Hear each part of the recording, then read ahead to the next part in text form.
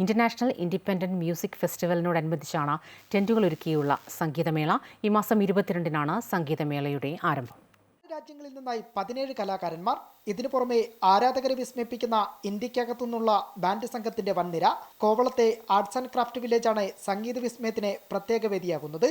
മുൻവർഷത്തിൽ നിന്ന് വ്യത്യസ്തമായി ഇത്തവണ പ്രത്യേക വേദിക്ക് സമീപം നിർമ്മിച്ചിട്ടുള്ള ടെന്റുകളിൽ താമസിച്ച് സംഗീത പരിപാടി ആസ്വദിക്കാവുന്ന തരത്തിലാണ് ക്രമീകരണം. ടൂറിസം സെക്ടറിനെ സംബന്ധിച്ചിടത്തോളം ഇതിനൊരു പ്രാധാന്യമുണ്ട്.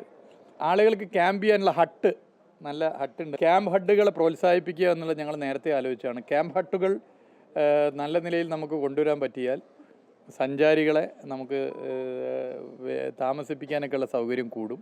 പരിപാടി നടക്കുന്ന ദിനങ്ങളിലെ പകൽ സമയങ്ങളിൽ ക്രാഫ്റ്റ് വില്ലേജിനകത്തായി ആഭരണ നിർമ്മാണം, ശില്പകല തുടങ്ങിയവരും പങ്കുചേരാം.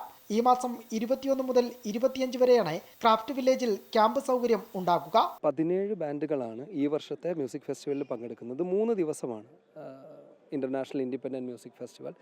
ഇൻഡിപെൻഡന്റ് മ്യൂസിക്കിനെ പ്രൊമോട്ട് ചെയ്യാനുള്ള ഒരു ക്യാമ്പയിനായിട്ടാണ് ഈ ഫെസ്റ്റിവൽ ക്യൂറേറ്റ് ചെയ്തിട്ടുള്ളത്. അന്താരാഷ്ട്ര സംഗീത കൂട്ടായ്മയും ക്രാഫ്റ്റ് വില്ലേജും ചേർന്നാണ് സംഗീതമേള ഒരുക്കുന്നത്. അമൃത ന്യൂസ്, തിരുവനന്തപുരം.